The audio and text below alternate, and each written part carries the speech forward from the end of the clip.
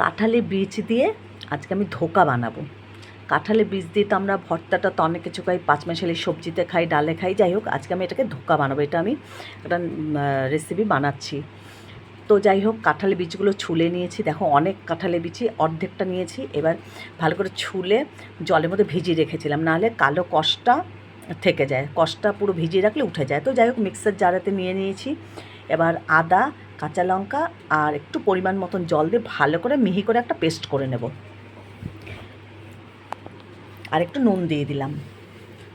কাঁঠালের বীজ খেতে কিন্তু খুব ভালো লাগে, আর আমি এটা ধোকা বানাচ্ছি, দারুণ লাগে খেতে। তো এই যে পেস্ট করে নিয়েছি, দেখো পেস্ট করা হয়ে গেছে। এবার এটাকে কিছু জিনিস দিয়ে মাখবো, যেমন হচ্ছে নুন দিলাম, হলুদ দিলাম, আর আমি বেসন দেবো, আর অল্প করে একটু কর্নফ্লাওয়ার দেবো। এই যে বেসন দিয়ে দিলাম আর কর্নফ্লাওয়ার দেবো, আর জিরে ধনে গুঁড়ো যা যা আছে সব মশলা দিয়ে ভালো করে মেখে তারপর কিছুক্ষণের জন্য একটু রেখে দেব। তো যাই হোক, এই দেখো এবার হাত দিয়ে আমি মেখে নিচ্ছি। এই যে মাখা হয়ে গেছে। এদিকে একটা আমি সিলভারের একটা থালা নিয়ে নিয়েছি। দেখো ওই থালার মধ্যে বেশ কিছুটা সর্ষের তেল মাখিয়ে নিয়েছি। এই দেখো সর্ষের তেল মাখিয়ে নিয়েছি। এবার এটার মধ্যে ঢেলে দিয়েছি। ঢেলে গরম জল এই যে ফুটে উঠেছে, আর একটা বাটি বসিয়ে ওর মধ্যে এটাকে দিয়ে দিয়েছি। দিয়ে প্রায় আধ ঘন্টা আমি ঢেকে রেখেছিলাম। দেখো কি সুন্দর সেট হয়ে গেছে। এই যে খুব সুন্দর শক্ত হয়ে গেছে। আর এদিকে একটা মশলা করব। আদা আর দুটো কাঁচা লঙ্কা দিয়েছি, কাঁচা লঙ্কা দুটো পাকা, আর দেখো গোটা জিরে দিয়েছি, আর বেশ খানিকটা তিল দেব। আর আমি এক বাটি, ছোটো এক বাটি দই নিয়ে নিয়েছি। তো যাই হোক, এই তিলটা গোটা জিরে কিছুক্ষণ ভিজিয়ে রাখি, তারপর এটাকে একটা মিহি পেস্ট করে নেব। দেখো কি সুন্দর উঠে গেছে, আর দারুণ সুন্দর হয়েছে। এই দেখো এবার আমি সব চৌকো চৌকো করে কেটে নেব। দারুণ লাগছে দেখতে, দেখো এই যে, আর কি মোটা হয়েছে, মোটা মোটা চৌকো চৌকো করে কেটে নিলাম। এবার এগুলোকে গরম কড়াইয়ে বেশ খানিকটা তেল দিয়ে, একটু বেশি করে তেল দিয়ে সবগুলো ভেজে নেব। আর কড়াই খুব ভালো করে গরম করে নিতে হবে, তেলটাও গরম করে নিতে হবে। দেখো কি সুন্দর হয়েছে, মোটা মোটা, একটুও ফেটে যায়নি কিন্তু। কড়াই বেশ খানিকটা তেল দিয়ে দিলাম। এবার তেলটাকে গরম হতে দেবো। দেখো সব কি সুন্দর চৌকো চৌকো কেটে নিয়েছি, দেখেছো? তো যাই হোক, আর একটু ভাজার সময় বেশি করে তেল দিয়ে নিতে হবে, তাহলে ভাজাটা ভালো হবে। কারা কারা এইভাবে কোপ্তা করে খেয়েছো, কোপ্তা বলো, আর কোপ্তা মানে গোল গোল হলে কোপ্তা বলতাম। তো যাই হোক, ধোকা কারা কারা এইভাবে করে খেয়েছো অবশ্যই জানাবে। আর তোমরা আমার চ্যানেলটাকে সাবস্ক্রাইব করে নিও, দীপ্তি রান্নাঘর।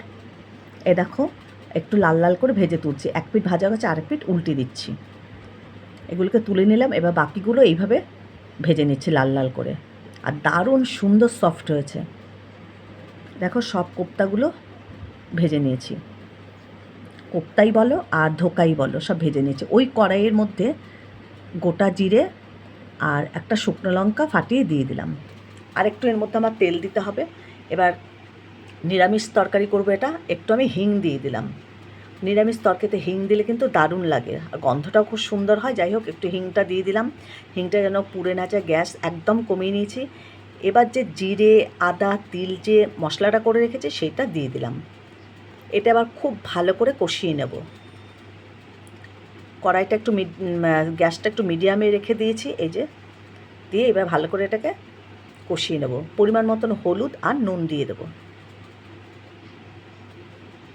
এটা কষানোর পরে আমি এক বাটি, ছোটো এক বাটি দইয়ের মধ্যে একটু জল দিয়ে, সামান্য একটু জল দিয়ে ভালো করে ফেটিয়ে রেখেছি, সেটা তিলটা কষানো হোক তারপর দিয়ে দেবো। এই দেখো এই যে দইটার মধ্যে আমি একটু জল দিয়ে ফেটিয়ে রেখেছি, খুব ভালো করে দেখো কষা হয়ে গেছে।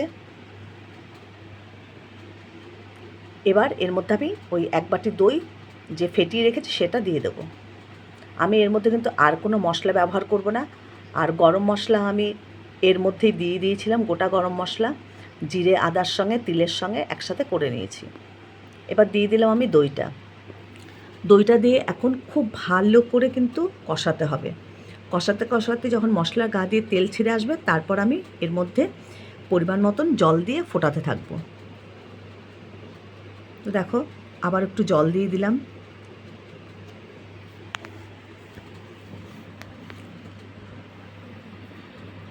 মশলা খুব ভালো করে কষানো হয়ে গিয়েছিলো, জল দিয়ে আবারও বেশ খানিকটা জল দিয়ে দিলাম। এবার ঝোলটা দেখো খুব সুন্দর করে ভালো করে ফুটিয়ে নিতে হবে। ফুটিয়ে নেওয়ার পরে যে ধোকাগুলো বানিয়ে রেখেছি সেগুলো দিয়ে দেবো। দেখো ফুটে উঠেছে, এবার ধোকাগুলো এর মধ্যে দিয়ে দেবো। আর একটু বেশি পরিমাণে জল দিতে হবে, কেন ধোকাগুলো যেন ডুবে থাকে, আর ধোকা কিন্তু অনেকটা জল টেনে নেবে, যার জন্য জলটাকে কিন্তু বুঝে দিতে হবে। তো যাই হোক, এই যে ঝোল খুব সুন্দর করে ফুটে উঠেছে। এবার আমি এর মধ্যে দিয়ে দিচ্ছি বানিয়ে রাখা ধোকা। আর এই ধোকাগুলো যে করেছি এগুলো কিন্তু একদম ভেঙে যাবার কোনো ভয় নেই, দারুণ সুন্দর হয়েছে। দেখো প্রত্যেকটা ধোকা কিন্তু জলের মধ্যে ডুবে রয়েছে। এখন আর 1 ফুট দেবো, দেবার পরে এর মধ্যে ওপর দিয়ে একটু আমি কসুরি মেথি দিয়ে দিলাম। দেখো ফুটে উঠেছে, কসুরি মেথি দিয়ে দিলাম, আর 1 চামচ ঘি দেবো, ব্যাস আর কিচ্ছু দেবো না। দারুণ সুন্দর লাগে। যারা খাওনি তোমরা এভাবে বানিয়ে খাবে। আমার আরেকটু জলটা ঘন হলেই নামিয়ে নেব। দেখো এই জলটাও কিন্তু একদম ঠিক হয়ে যাবে পুরো। এবার আমি গ্যাসটাকে অফ করে দিচ্ছি। দেখো ঝোলটা পুরো অনেকটা টেনে গেছে, আরও টেনে যাবে। যারা এইভাবে করে খাওনি তারা অবশ্যই করে খাবে আর আমাকে জানাবে যে কেমন লাগে খেতে।